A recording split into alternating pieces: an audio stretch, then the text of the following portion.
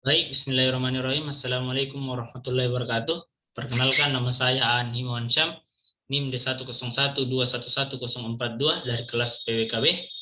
Saya akan menyampaikan review materi wawasan sosial budaya maritim pada pekan ke-6, yang temanya itu adalah kelembagaan masyarakat maritim. Jadi, kelembagaan sendiri berasal dari kata lembaga yang berarti aturan dalam sebuah organisasi atau sebuah kelompok masyarakat untuk membantu para anggotanya agar bisa untuk berinteraksi satu dengan yang lain dan tentu saja untuk mencapai tujuan bersama.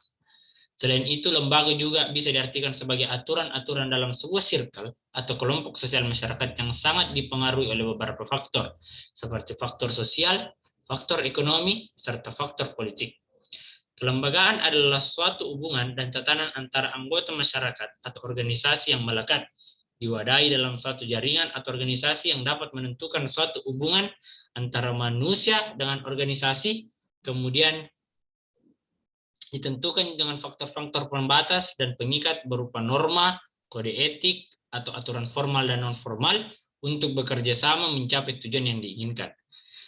Menurut Bulkis, kelembagaan berarti seperangkat peraturan yang mengatur tingkah laku masyarakat untuk mendapatkan tujuan hidup mereka. Kelembagaan atau Pernata sendiri dipahami sebagai kesatuan dari unsur-unsur organisasi dalam satu masyarakat atau segmen-segmen masyarakat.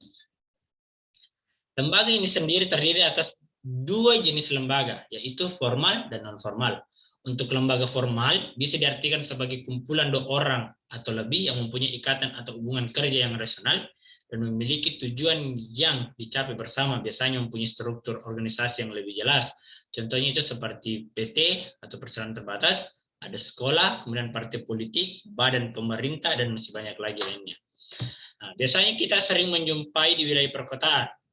Sementara untuk lembaga non-formal bisa diartikan sebagai kumpulan dua orang atau lebih yang mempunyai tujuan bersama dan biasanya hanya memiliki kota saja tanpa ada embel-embel yang lain. Contohnya seperti arisan, kemudian belajar kelompok dan lain sebagainya. Nah, ini tentu sering kita lihat terutama di kawasan pedesaan.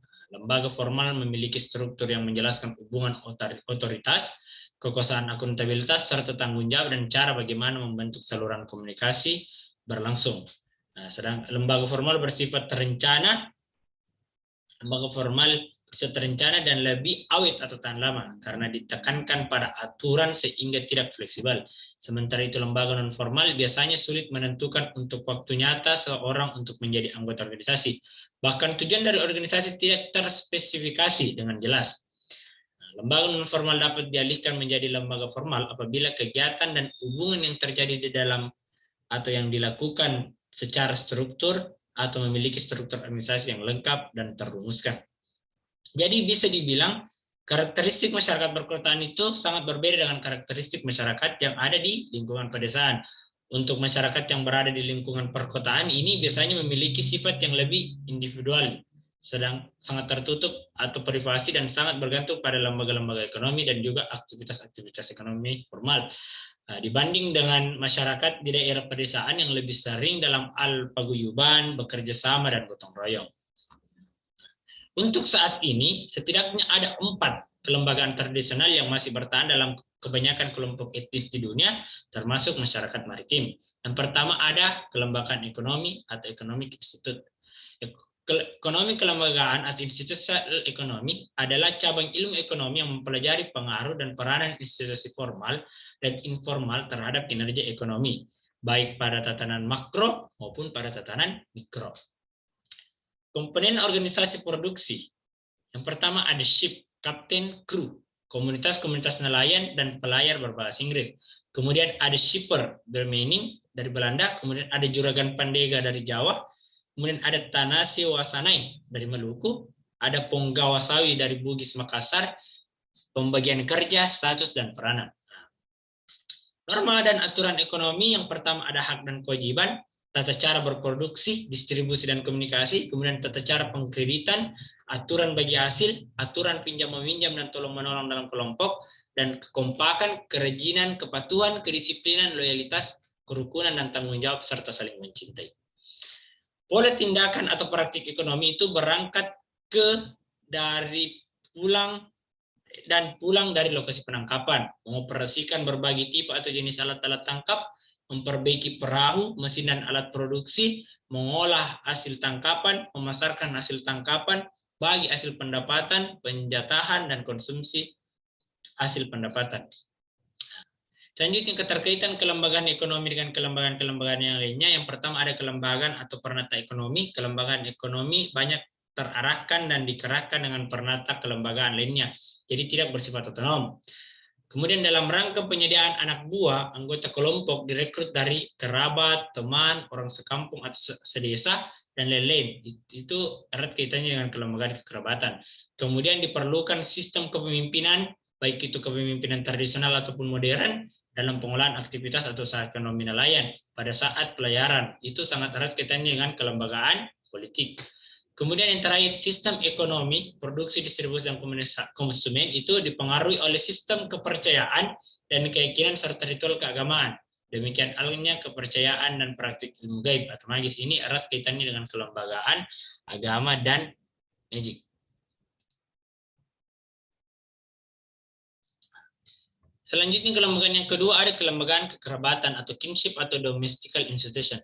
Untuk kelembagaan kekerabatan ini contohnya bisa kita lihat di Desa Salat. Desa Salat itu merupakan salah satu desa yang berada di Kabupaten Kelungkung di Provinsi Bali. Kelembagaan kekerabatan yang ada di Desa Salat ini tidak hanya memiliki fungsi sosial dan religius yang mengintegrasikan berbagai kegiatan sosial religius anggota masyarakat berdasarkan latar belakang kesamaan asal-usul geologis, tetapi juga memiliki fungsi sebagai kelembagaan dalam pengarahan sumber daya manusia, pemetaan tradisi, dan penguatan kehidupan ekonomi anggotanya. Belakangan ini, kelembagaan ini memiliki fungsi sosial religius yang semakin kuat. Hal ini tentu saja membuat adanya penguatan keyakinan dan ikatan sosial dari anggota masyarakat terhadap kelembagaan kekerabatan tersebut. Keberadaannya seperti itu tentu saja dapat dijadikan landasan bagi penguatan keberfungsiannya dalam penguatan modal ekonomi masyarakat. Dalam konteks inilah pembinaan terhadap tokoh masyarakat, pemuda, dan anggota kelembagaan kekerabatan memiliki kebermaknaan bagi masyarakat di Desa Salat. Hal ini terungkap dari dialog-dialog yang dilakukan dengan anggota masyarakat sebagai kelanjutan dari kegiatan pengabdian masyarakat desa binaan. Pentingnya penguatan keberfungsian dan kebersamaan kelembagaan kekerabatan ini dalam penguatan modal ekonomi juga diakui oleh pengurus LPD Desa Salat. Penguatan-penguatan kelembagaan kekerabatan yang ada di Desa Salat oleh pengurus LPD ini ke depan dapat dijadikan sebagai mitra dalam penguatan modal LPD dan pengembangan program pengakreditasian LPD. Hal seperti itu juga diakui oleh pengurus Bumbes Desa Salat. Kemudian yang ketiga ada kelembagaan agama dan kepercayaan atau religion institution. Kelembagaan sendiri merupakan sebuah organisasi yang dibentuk oleh umat beragama dengan tujuan untuk memajukan dan mengembangkan kepentingan hidup beragama baik yang ada dalam kehidupan bermasyarakat, berbangsa maupun bernegara. Tujuannya apa? Tujuannya adalah untuk meningkatkan kualitas hidup beragama setiap umat. Yang terakhir ada kelembagaan politik atau political institution. Lembaga politik adalah lembaga sosial yang mengkhususkan diri pada pelaksanaan kekuasaan dan wewenang berhubungan dengan kehidupan politik. Jadi, bisa dikatakan kelembagaan ekonomi, kelembagaan kekerabatan, kelembagaan agama, dan kelembagaan politik itu melekat dalam kelompok masyarakat yang kemudian itu menjadi pengetahuan mereka, norma-norma mereka dalam melakukan tindakan atau aktivitas masyarakat maritim, baik itu dalam aktivitas ekonomi maupun aktivitas sosial budaya. Nah, jadi keempat kelembagaan ini saling terkait, saling mengikat satu sama lain dalam konteks masyarakat maritim sebagai satu kesatuan kelembagaan kebaharian yang utuh. Baik, mungkin hanya itu yang dapat saya sampaikan. Lebih dan kurangnya mohon dimaafkan. Sekian, wassalamualaikum warahmatullahi wabarakatuh.